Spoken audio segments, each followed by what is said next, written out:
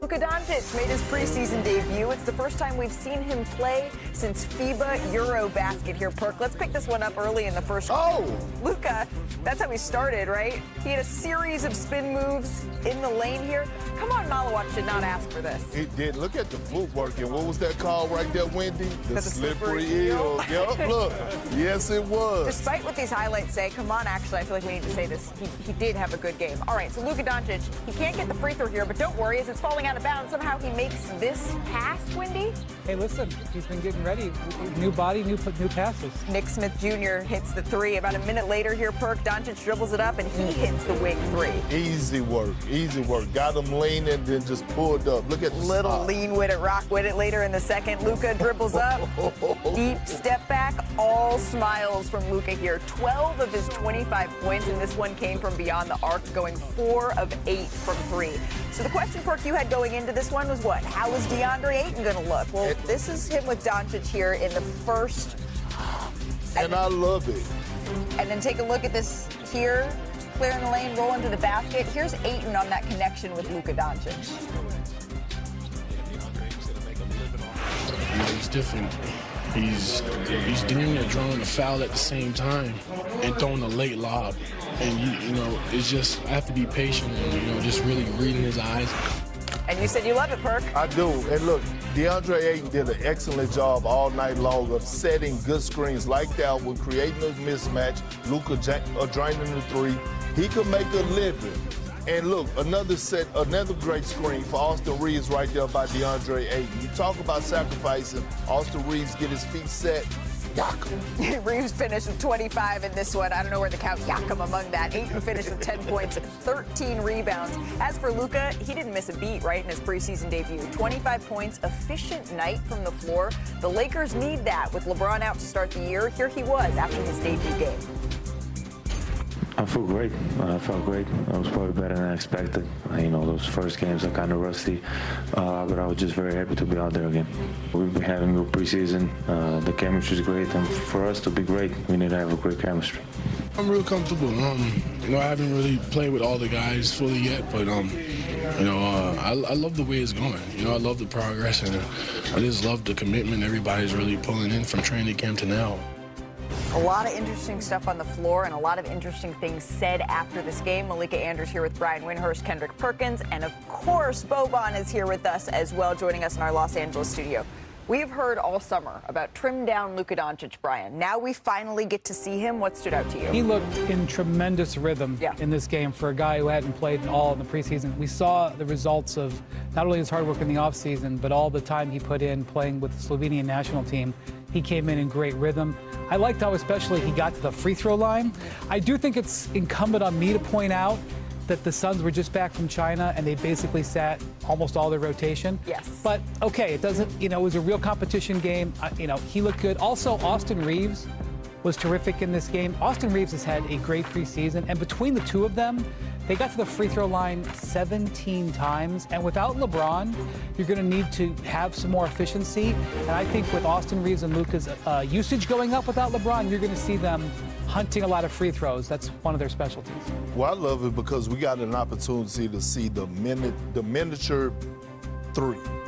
Luka, Austin Reeves, and DeAndre Ayton. Instead of a big three? Because here's the thing, right? The future, right, is going to be determined on how well those guys have chemistry and how well they can play together. Austin Reeves, in my opinion, outside of DeAndre Ayton and what he brings in the interior, Austin Reeves is going to be that guy to get them over the hump. If you look at Luka and the success he had over the course of his career making deep playoff runs, he's always had that second primary ball handler that could create for himself and the others. And I'm looking at Austin Reeves to be somewhat of that Kyrie Irving or even that Jalen Brunson, because let's be real, we don't know how many games LeBron James is going to play this regular season, right? He's already started the season off injured. So I'm looking at Austin Reeves to take that leap up from being that third option guy to being that second option guy. Well, and then there's DeAndre Ayton, right? We've been waiting to see how that connection is going to look with Luka Doncic. And that little lob we showed you, it was the only one of the game. That's promising. Boban, you've actually been, though, in Ayton's shoes. You have been that partner for Luka Doncic. What did you learn last night? Yes, I've been that. Luka like when somebody sets a screen for him, and this is good because he can basically attack everybody from 1 to 5. And I know sometimes figure out how playing with him, like I figured out he don't even need the screen. He just like can attack everybody just little bit. When he get tired, he won't like that better screen, and it's easy to play with him. He'll find you every time. You see how he basically like looking for everything. I don't know how he do that, but this is like so easy for him, and for me, only need to score and make a layup. It feels like this is what the start of the season is going to be. Luka's going to create a lot of open looks. DeAndre Ayton is going to have to get used to having that sort of space, Brian. Luka's going to get his. Other guys are going to get open looks. Those other guys need to make the shots. Yeah, and I was impressed with DeAndre Ayton defensively last night. You can really see he knows that his job is to come in and rebound and make defensive plays. He had 13 rebounds in this game. He had, I think, 3 blocks and 2 steals, or 3 steals and 2 blocks, 5 stocks. He is really focused on being a defensive playmaker. I know that we're going to default to paying attention to the offensive end. I think the Lakers are going to score. I think they're going to get enough points. The question for me is, can they defend? That was one of the reasons they went out and got DeAndre Ayton. They needed better interior defense. He's not a great defender in his career, but he can make a difference, and you can see he's trying. The Lakers are in action against Luka's former squad tonight, although we do not expect to see Luka Doncic in this second night of a pre-season. Let's pick this one up early in the first quarter. Curry gets to his spot on the wing. He's been getting to his spot all preseason. I'm telling you, he got it on his mind. He got it on his mind, Malika. Look, Steve Kerr probably telling me only playing a few minutes, and he's going out there and then maximize. What we're not going to do is look at the fact that the Warriors are down 22, and then look out. Kuminga throwing it down. Nice setup from Curry there, and then a finish from Kuminga. And then early in the third, the Warriors down 8. Curry gives it up to Al Horford. Curry gets it right back, splashes the 3. The Warriors cut into the lead later in the third quarter. The Warriors up now. Curry dribbles behind the back into the paint. How does he do it? Sorry, Chris Murray, that was not kind. That was not kind. The Warriors up now, and then a minute later, all tied up at 79. Quentin Post passes it through the legs. And set a screen. Curry. A game-high 28 points for Curry. The Warriors win 118-111 in this one. And Steph, he looks to be in mid-season form already, and I think that spells trouble for the league. We know it's just the preseason, but he's put up 28 points on just 15 shot attempts. And what really stood out was his ability to get to the line. He took 13 free throws. That is something, Brian Windhorst, that he did once all of last season. And yes, there's been this conversation over the summer about Jonathan Kuminga and the holdout, and the Warriors haven't had a lot of run together. But this team, we know Kevin Pelton projected them to have an incredibly good record in the Western Conference, and I'm starting to believe it here. Well, let's remember how they finished last season. They finished it very strong, and the Jimmy Butler addition gives the Warriors something that they've been searching for a very long time, which is a viable offensive leader when Steph comes out of the game. And so if you can give Steph fewer minutes when he's out on the court, he can be more aggressive. You saw in that game, we had all those highlights of him going to the basket. Obviously, we know the man can shoot from the outside. He goes to the basket, he gets to the foul line, he expends more energy, he can do it in fewer minutes. The Warriors have this thought process. Everybody's got to stay healthy, but they have this thought out. And Jimmy Butler, I mean, it's not isolation under Steve Kerr is not something that happens. He runs a lot of it. He takes a lot of attention. That frees up Steph Curry. If the Warriors can click on all cylinders, health is the biggest piece of it. They feel very confident about this season. What do you say, guys? Let's go coast to coast, run through a little bit more preseason action around the association. First up, we head to Philly, where earlier today, Joel Embiid, Paul George participated in Sixers practice. Both players continue to recover from off-season knee surgeries. Brian, ball's coming back to you. What would a healthy Joel and Paul George mean? Well, I mean, it would be amazing. They could contend for the East if these guys played 65 games. How can I say that they will? What the crazy thing about Philly, last year they started the season with sky-high expectations and were a huge letdown. This year they come in with essentially the same roster, plus VJ Edgecombe, with no expectations. And that's not where you want to be, but that's their reality. And look, these guys are starting to play with the regular season tip-off in sight. So that means something. It does mean something. Philly fans are saying, all right, maybe we can get our hopes up here. Next, let's go to Milwaukee. Giannis, 16 points in 25 minutes, and the Bucks lost to the Thunder. But Perk, what are your expectations for him this year? MVP type expectations. He's going to put up monster numbers. And watch the area for as the assists. We know he's the most dominant player in the game for his paint points. Look at this. This is just child abuse down there inside what he's doing. But look, the assist numbers is what I'm going to be looking at. Doc Rivers said they want to play open, fast, and shoot a lot of threes. Giannis is going to be the primary decision maker. Well, sticking in the Midwest here, Donovan Mitchell, he scored a team-high 17 points. Lonzo Ball added 9 assists in the Cavs' 118-100 win over the Pistons last night. Brian, preseason Cavs corner declaration. Is this the year Cleveland gets over the hump? I'm going to tell you something. This is a historic victory. You think I'm kidding? They hadn't won a preseason game against an NBA team in 3 years. But what I was so impressed about in this game was their passing. 33 assists.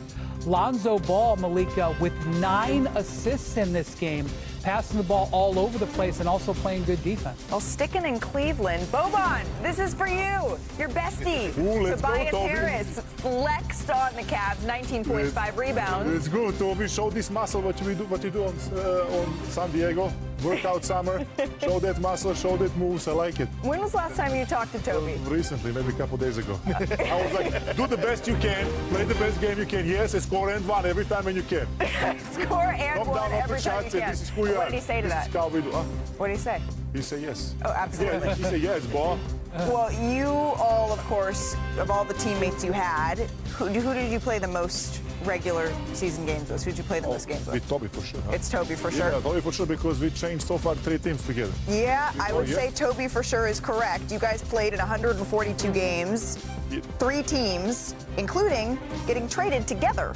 Yes, 2 times. Twice. 2 times. And we thought, since you decided to come back and hang with us today, we would bring in your friend, Tobias Harris. The bromance is back, baby. The bromance is back.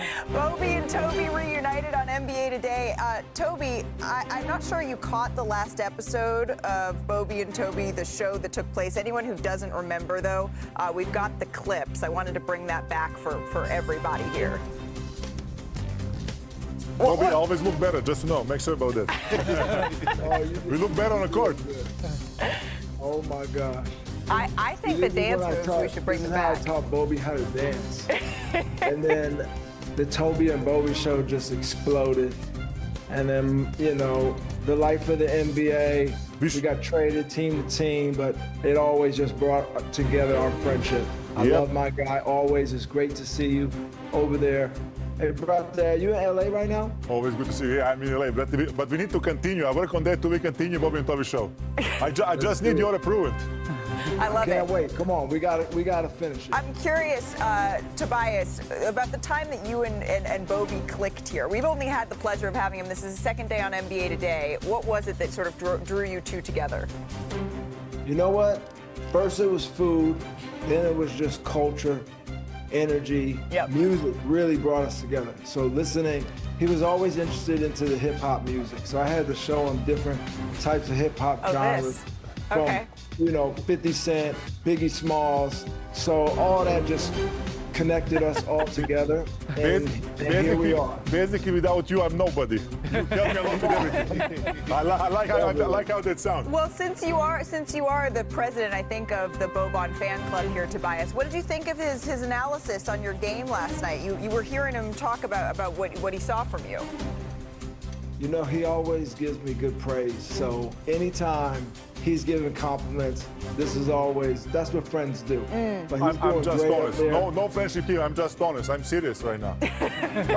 Okay. But when he gets honest, he could be a little rude sometimes. But I still love him all the time. He comes from a great heart. I think that we've gotten to see that. We've gotten to see that here. Toby, while you're here, now I'm calling him Toby. Tobias, while you're here, can we talk just a little bit about the Pistons? Because you helped the team snap a 5-year playoff drought. The expectations even higher here in your second season. How do you, Cade Cunningham, all break through here? Yeah, well, we have a great group. I think, you start with Cade. He's blossomed into the superstar that he is. One thing that I love about him is just his work ethic, his humility, and really his humbleness as a player. I mean, we go where he goes. He sets a tone every single day in practice. We got great young talent. Sawyer Thompson stepping up, Jalen Duren, Isaiah Stewart, Jaden Ivey back. So Sky's the limit for this group. It's a young group. They call me Unc over here. I'm only 33, but I've embraced the Unc role. At the same time, the cities is super excited for our team and what we have. And last year was just a glimpse of all the talent coming together and really making it happen. So we're super excited to get this thing rolling this year. I think we need a Boban pep talk for Toby on his season, and then I want Tobias, your pep talk for Boban finishing off his week as an analyst strong. Please, Uncle Toby, tell me something. All right. Well, first, I want to tell Bobby, you know, I want him to be relaxed. He got to get up there and do a few dances for you guys. Okay. Get going. Get the vibes rolling, you know. That's when he's in his element. That's when he's at his best. And, you know, maybe, Bobby, we could get a little haircut. You know, one time in LA, I took Bobby to a black barbershop. He was a little scared, but it's all good. But my guy always gets it going right, so he got it. Yeah, we're on national TV right now, and me and Toby play one-on-one.